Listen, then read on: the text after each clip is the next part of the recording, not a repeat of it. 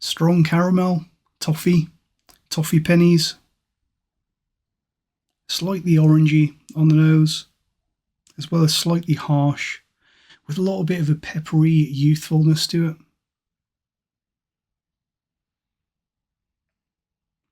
Faintly smoky and fumy, slight car exhaust fuminess, but slightly smoky toffee and smooth caramel.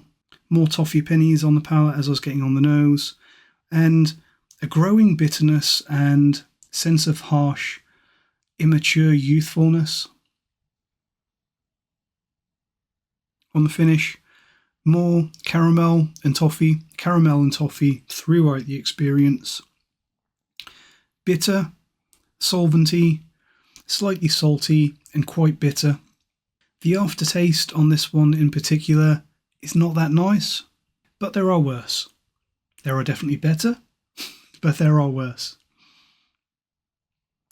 The reason why I didn't say anything at the start of this video is because this is really a whiskey where there's not much to say, and even the packaging and the marketing on this one really allows the spirit to do the talking for it. It's 40% ABV, it's a blended Scotch whisky, and it's very, very non-craft presented. It does have a 3-year-old age statement on it, which is nice. It actually also tells you that it's coloured and filtered, which is kind of admirable in a way, and also has Braille on the label. Anyone that's in the UK will immediately know where I got this stuff from. It's a cooperative product, which is a supermarket here in the UK for you guys that aren't familiar with our shops. And Co-op is a UK supermarket which is kind of known for being a little bit more ethical and responsible about its products and practices and where it sources its things from. Is this whiskey more ethical and responsible than other cheap bottom shelf blends? Probably not. I would guess that it's probably coming from exactly the same place as a lot of the other cheap, no-name supermarket bottom shelf blends. It certainly tastes like it is. I think in general it smells and tastes like a very lightly peated young grain whiskey. It is definitely one of those blended scotches, and there's a lot of them, especially until you get to the high price tiers of blends, in my opinion. It smells and tastes a lot like a grain whiskey. Now legally there has to be at least a molecule of single malt in this for it to be called a blended Scotch whisky, but I would really be surprised if there's much malt in this at all.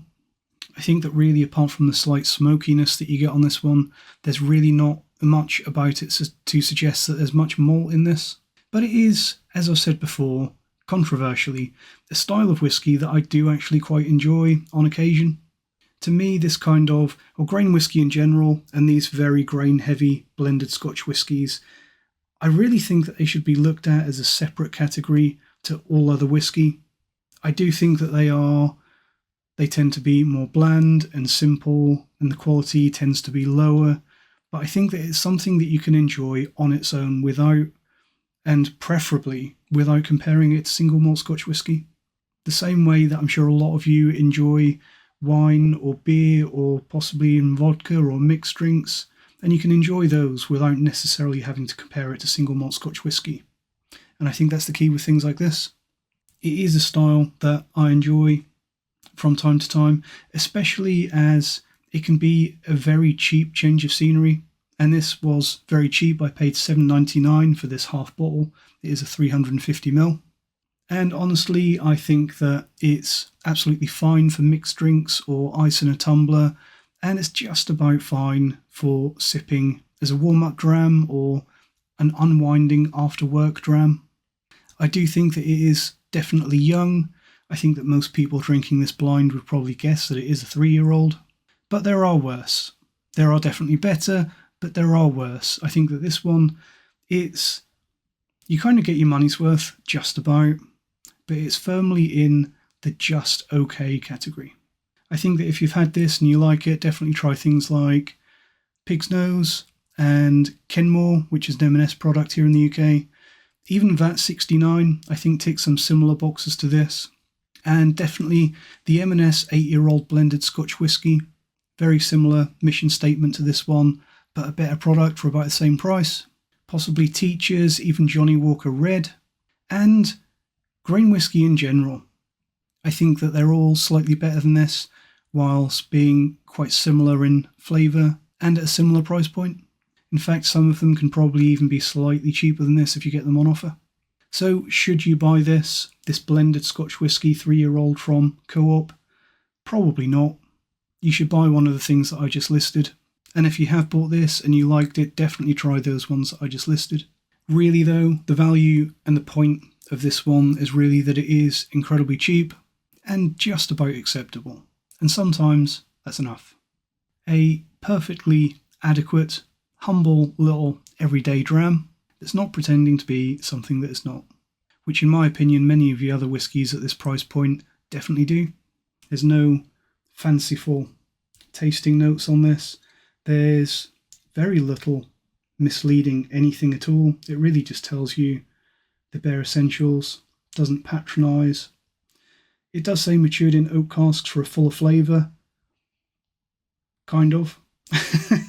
It's matured in oak casks because that's what the law says, and it's a law that was originally introduced to kind of handicap and slow down the production of Scotch whisky distilleries to prevent them from literally flooding the country with cheap, incredibly cheap spirits. Look it up, it's true. But yeah, obviously going into oak casks for 3 years has improved the flavour. Probably not the best casks, and it's not done a lot, but it's done something. But a perfectly adequate, bottom shelf, humble dram. Probably not a recommendation, but it exists. It's adequate. It's worth talking about these things, I think. I think that this review has been worth doing because it's worth more of us mentioning that not everything has to be a £150 independently bottled cask strength special. Not all whiskey has to be the best whiskey you've ever had. It's nice if it is, but there's a place for things like this as well. Let me know what you think if you've had this one and what your favourite entry-level budget blended Scotch whiskies are. Thanks for watching. I'll see you next time. Cheers.